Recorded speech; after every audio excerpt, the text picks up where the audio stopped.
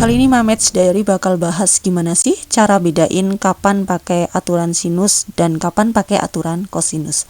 Mungkin di antara kalian ada yang sedang mempelajari materi ini di kelas 11 di mata pelajaran matematika tingkat lanjut. Nah, sebelum kita bahas perbedaan antara keduanya, yuk kita ingat-ingat kembali apa yang dinamakan dengan aturan sinus dan apa yang dinamakan dengan aturan kosinus. Ya, jadi aturan sinus dan aturan kosinus itu berlaku untuk sebarang segitiga ya. Misalkan diketahui segitiga ABC dengan panjang sisi di hadapan sudut A adalah A kecil, kemudian di hadapan sudut B adalah B kecil, dan di hadapan sudut C adalah C kecil. Berlaku aturan sinus yaitu A per sin A sama dengan B per sin B sama dengan C per sin C. Dan juga berlaku aturan kosinus yaitu A kuadrat sama dengan B kuadrat ditambah C kuadrat dikurangi 2BC cos A. B kuadrat sama dengan A kuadrat ditambah C kuadrat dikurangi 2AC cos B. Dan C kuadrat sama dengan A kuadrat ditambah B kuadrat min 2AB cos C. Nah, permasalahan yang sering muncul ketika mengerjakan soal adalah kadang siswa bingung, soal ini tuh bisa diselesaikan pakai aturan sin atau pakai aturan cos, seperti itu. Yuk kita langsung ke contoh soalnya. Nah, misalnya diketahui dua soal seperti ini ya. Soal yang pertama, diketahui segitiga ABC dengan panjang AB 10 cm, sudut A sama dengan 60 derajat dan sudut B 75 derajat. Tentukan panjang sisi BC. Nah, langkah pertama ketika menghadapi soal seperti ini itu adalah kita harus membuat dulu ilustrasi gambarnya. Jadi kita gambar dulu apa yang diketahui, yaitu ada segitiga ABC dengan panjang AB-nya 10 cm, sudut A 60 derajat dan sudut B 75 derajat. Lalu ditanyakan panjang sisi BC-nya. Dari sini ini diketahui dua sudut, artinya sudut yang satunya langsung bisa kita ketahui ya.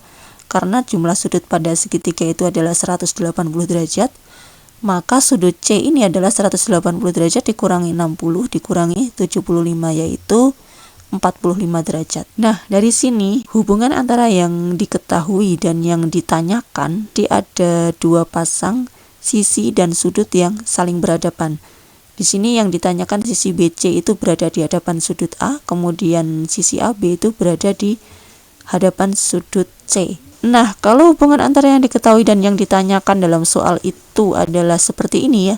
Jadi ada dua pasang sisi dan sudut yang saling berhadapan, maka kita bisa menyelesaikannya menggunakan aturan sinus. Jadi, kita akan menyelesaikannya menggunakan aturan sinus. Ini kita misalkan dulu sebagai X ya yang ditanyakan.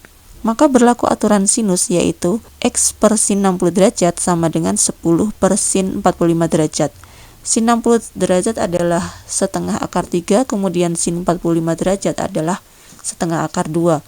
Kemudian kita bisa mencari X-nya, kita pindah ruas, setengah akar 3-nya bisa pindah ke sana jadi kali ya. Sehingga X-nya adalah 10 per setengah akar 2 kali setengah akar 3. Setengah dibagi setengah habis, jadi X-nya tinggal 10 akar 3 per akar 2.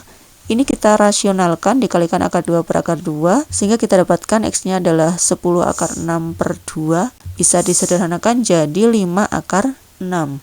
Jadi panjang BC-nya adalah 5 akar 6 cm. Oke, seperti itu. Jadi jika hubungan antara yang diketahui dan yang ditanyakan itu adalah dua pasang sisi dan sudut yang saling berhadapan, atau kita sebut dengan dua sisi dan dua sudut ya, maka kita bisa menyelesaikannya menggunakan aturan sinus. Oke, langsung kita beralih ke soal yang kedua. Pada segitiga ABC diketahui sisi AB 6 cm, AC sama dengan 10 cm, dan sudut A 60 derajat. Tentukan panjang sisi BC. Langkah pertama, kita buat ilustrasi gambarnya dulu ya.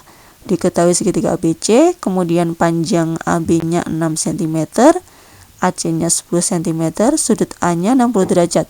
Kita diminta menentukan panjang sisi BC.